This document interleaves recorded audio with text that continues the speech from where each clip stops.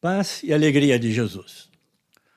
Hoje eu venho partilhar com vocês, de forma resumida, os dados que eu passei para um grupo que fazia o curso de Teologia para Leigos na Diocese de São João del Rei. Eles me convidaram para falar sobre desafios da fé no mundo contemporâneo. Podemos partir de uma interrogação. A fé está em crise? Já perto dos 81 anos de idade, eu ouço periodicamente, há várias décadas, essa mesma pergunta. A fé está em crise? No entanto, eu creio que essa pergunta está formulada de uma maneira não muito própria. A fé não está em crise. A fé é uma crise. Eu fui ao dicionário grego. Crises, ação ou faculdade de separar, discernir. Mas também luta, litígio, decisão, juízo, sentença. Trata-se de uma palavra ligada ao verbo crineo, que significa escolher, distinguir, discernir, decidir, julgar, interpretar. Pois a fé, que é um magnífico dom infuso do nosso batismo cristão, a fé é tudo isso. Ela escolhe, ela discerne, decide, julga e interpela. Por isso mesmo, a fé é uma crise permanente. Não existe uma fé estática, sedentária, estabelecida, definitiva. A de ontem, a fé de ontem, não basta para o juízo de hoje. Os desafios de ontem pedem um tipo de fé. Os desafios de hoje exigem uma nova fé. Assim, eu devo apostar novamente a cada dia. Essa mobilidade da fé, uma fé peregrina, uma fé andarilha, caminheira, transparecem em repetidas expressões do Papa Bento XVI na sua carta Porta Fidei, a porta da fé. Ele fala de caminho que dura a vida inteira, fala de redescobrir o caminho da fé, diz para nós caminharmos uma vida nova, e fala de um convite permanente, inscrito indelevelmente no coração humano, para caminhar ao encontro daquele que nós não teríamos procurado se ele mesmo já não tivesse vindo ao nosso encontro. Aliás, no livro dos Atos dos Apóstolos, a reunião daqueles que tinham fé, os fiéis, recebe o nome de caminho. O primeiro nome da igreja, antes de ser chamada de igreja, era caminho, odos, o caminho. Jesus de Nazaré teve uma dúvida. Nos evangelhos, Jesus costuma falar em tom bastante categórico, bem definidos, sem volteios. Bem-aventurados os que têm coração de pobre. Ai dos ricos. Sim, sim, não, não. No entanto, salvo uma leitura mais atenta dos evangelhos, Jesus manifestou ali uma única dúvida, quando ele pergunta: por acaso, quando vier o Filho do Homem, encontrará fé sobre a terra? Lucas 18:8. Até hoje a fé permanece viva. Os primeiros catecúmenos, ao pedirem um batismo, sabiam perfeitamente que estavam entrando em crise. Na verdade, sabiam que estavam assinando a própria sentença de morte. Sabiam que à sua espera, uma vez batizados, estava a arena, os leões, os carrascos.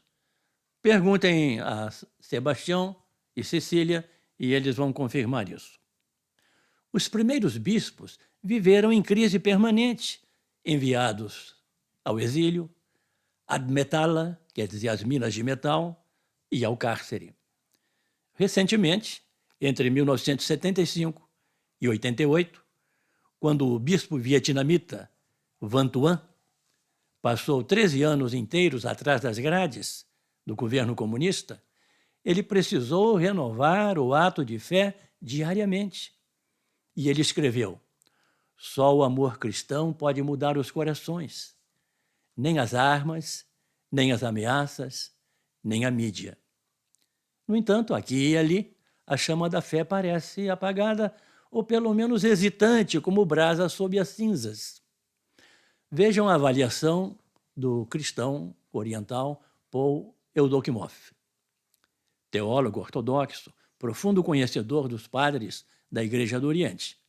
Ele diz: os cristãos fizeram tudo para esterilizar o Evangelho. Dir-se-ia que eles o mergulharam num líquido neutralizante. Tudo o que choca, ultrapassa e põe as coisas de cabeça para baixo foi amortecido. Tornada inofensiva, a religião foi achatada, sábia, razoável, e o homem a vomita. A palavra-chave é: Deus não pede tanto assim. E assim perde a força o sal do Evangelho. Isto é, o ciúme de Deus, a sua exigência do impossível. Nem se pode dizer que o Evangelho encontra uma barreira, um paredão duro, resistente, que seria a reação. Não. Agora, o que o Evangelho encontra é apenas a total indiferença. Ele ressoa no vazio, passa através dele e nada o retém. Eudokie-Moff escreveu isso no livro L'amour fou de Dieu, o louco amor de Deus. Estamos diante de um evangelho amortecido e neutralizado. O que é que amortece e neutraliza o evangelho? E aí estão os desafios da igreja de hoje. Os 3 esterilizantes são a riqueza, a rebeldia e o egoísmo. Começo pela riqueza. Jesus disse que ninguém pode servir a 2 senhores. Ele enviou os seus evangelizadores sem bolsa nem alforge. E disse mais: onde está o teu tesouro, aí está o teu coração. Um amigo meu visitou Estocolmo, capital da Suécia, a terra de Santa Brígida, de Santa Catarina, de Santa Elizabeth, e foi à missa de domingo, em plena catedral, e encontrou ali 6 pessoas presentes. Ele, o bispo, celebrante, e mais 4 fiéis. 4. É a Suécia rica. Não a Suécia pobre da Primeira Guerra Mundial. Agora tem um sistema de saúde perfeito. Analfabetismo, 0. Desemprego, 0. Um dentista do governo disponível ao telefone no prazo de 15 minutos. 3/4 da população de Estocolmo vivendo em apartamentos individuais, uma pessoa por apartamento. Vidas mergulhadas na solidão. Praça sem carrinho de bebê. 750 mil habitantes em Estocolmo, igrejas vazias, inclusive os templos luteranos, religião da maioria daquele país. E ao lado de tudo isso, o 2º maior índice de suicídios do planeta. Com a riqueza, o luxo e a fartura, ninguém precisa de Deus para viver. E, ao que parece, nem para morrer. Sem a pobreza, não é possível derrubar as muralhas da incredulidade. Ouçam o que escreveu o padre Jacques Leuve, notável missionário que viveu muitos anos no Brasil. Ele diz: assim o apóstolo, se quiser enfrentar o combate singular da incredulidade de hoje, ele tem de renunciar às armaduras de Saul e de Golias. As suas armas são outras. A primeira de todas é a sua pobreza. Diante da incredulidade maciça, a fé. Em face das riquezas, dos prestígios e da técnica, a pobreza. Porque a pobreza é a consequência visível da fé. Vou repetir, a pobreza é a consequência visível da fé. A atitude daquele que espera tudo de um outro. O sinal daquele que não se apoia a não ser em Deus. Fé e pobreza, continua o padre Leuve, fé e pobreza, será preciso escrevê-lo e sublinhá-lo sem cessar. São a resposta própria e eminentemente adaptada para o tempo de hoje. O remédio verdadeiramente específico para enfrentar e curar a ferida da incredulidade deste meio século.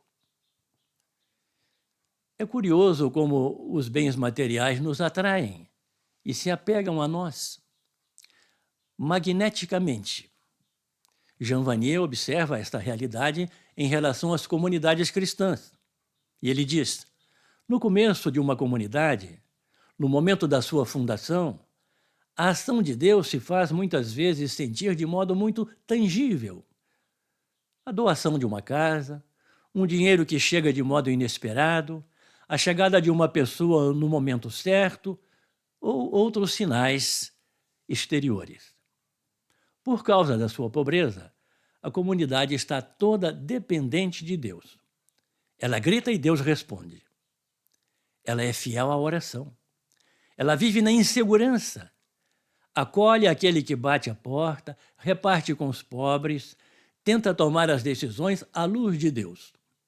Neste primeiro momento, a comunidade é muitas vezes incompreendida pela sociedade.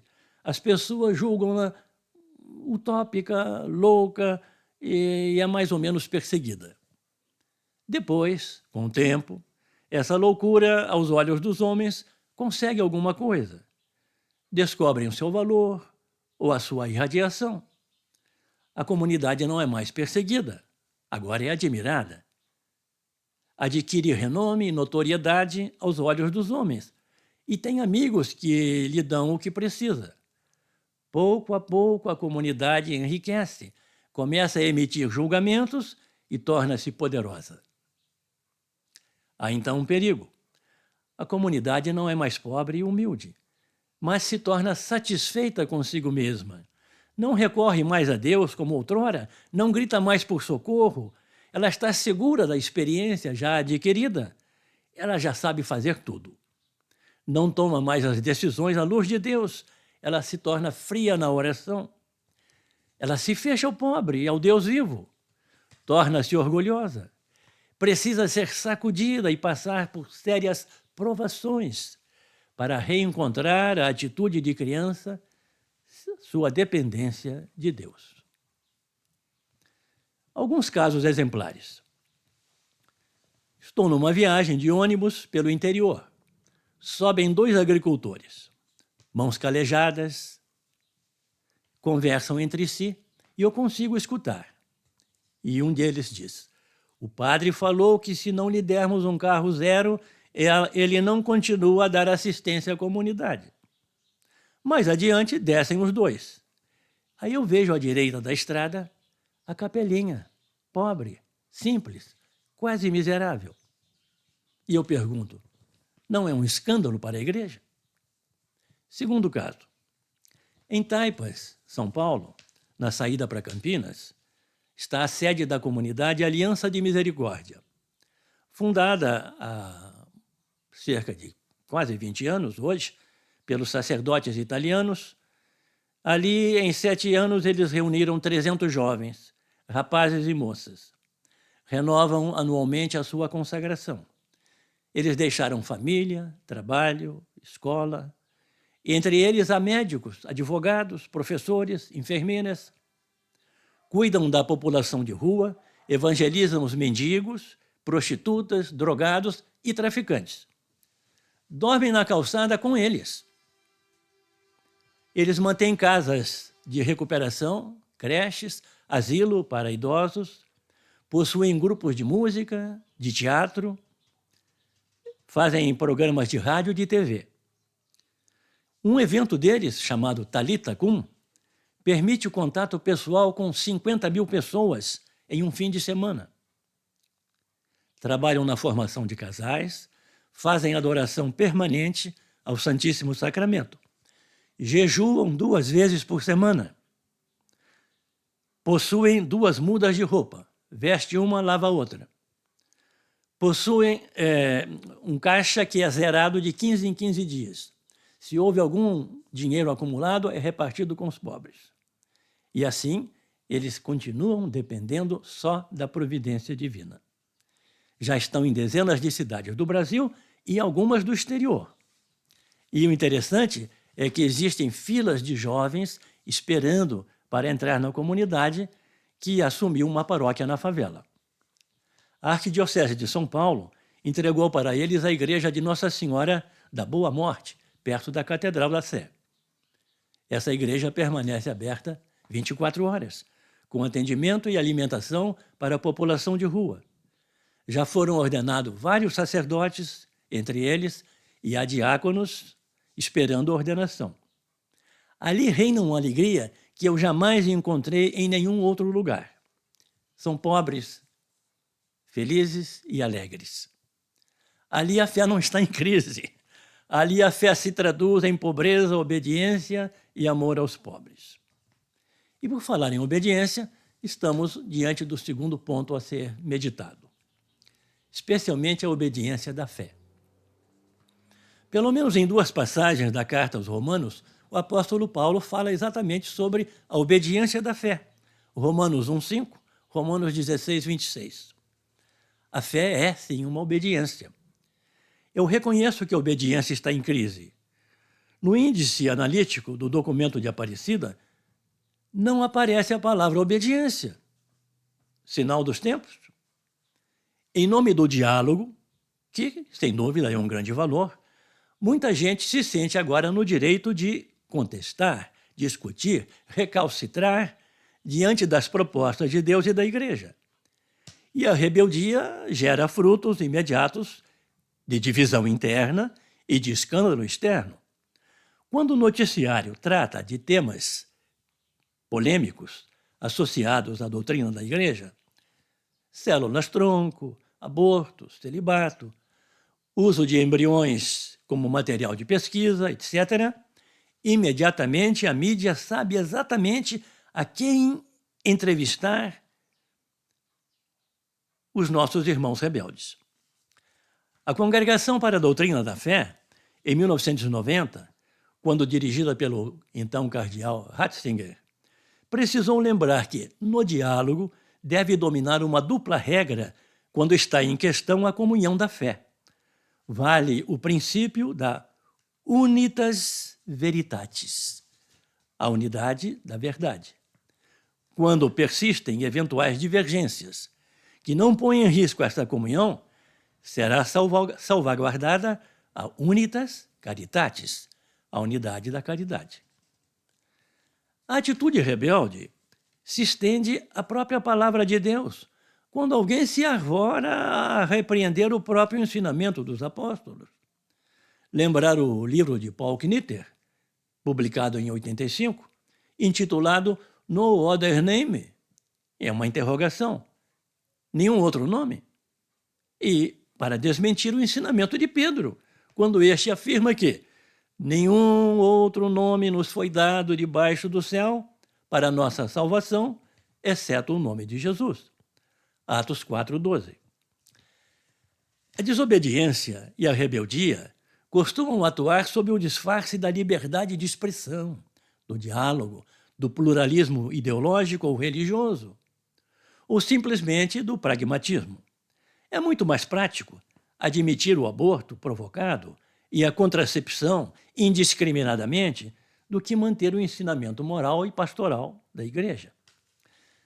Na encíclica Veritatis Splendor, o esplendor da verdade, o saudoso Papa João Paulo II observava assim: a descristianização, que pesa sobre povos e comunidades inteiras, outrora ricas de fé e de vida cristã, comporta não só a perda da fé ou de qualquer modo a sua ineficácia na vida, mas também necessariamente um declínio e um obscurecimento do sentido moral. E isto, quer pela dissipação da consciência da originalidade da moral evangélica, quer pelo eclipse dos próprios princípios e valores éticos fundamentais. De fato, na prática eu não vejo muita gente disposta a se arriscar a sofrer críticas e zombarias por defender o magistério eclesial.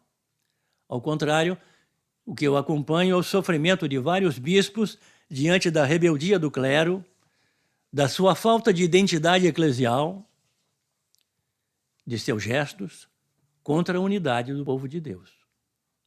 Eu pertenço há quase 30 anos a uma comunidade nova, a Comunidade Católica Nova Aliança, com sede em Belo Horizonte, onde teve o seu reconhecimento canônico pela arquidiocese.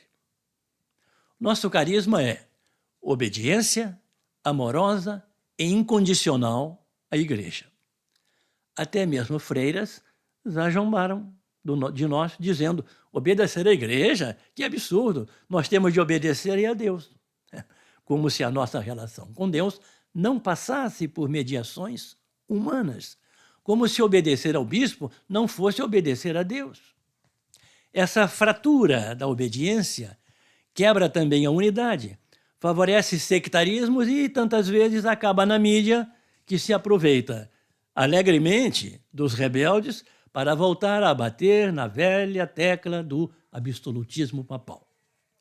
São José de Calazans, fundador da obra das Escolas Pias, foi alvo de calúnias que levaram a Santa Sé a fechar a sua obra. Ele obedeceu e silenciou e morreu com a obra fechada. Hoje ele está nos altares. E as Escolas Pias são a maior rede de ensino católico na Espanha atual. Vale comparar com Martinho Lutero e outros rebeldes? Estou concluindo.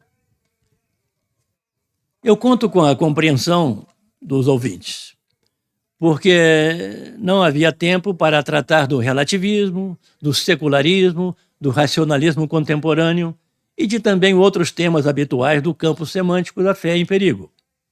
Na minha visão, os vermes que mais roem o fiel são a riqueza e a rebeldia.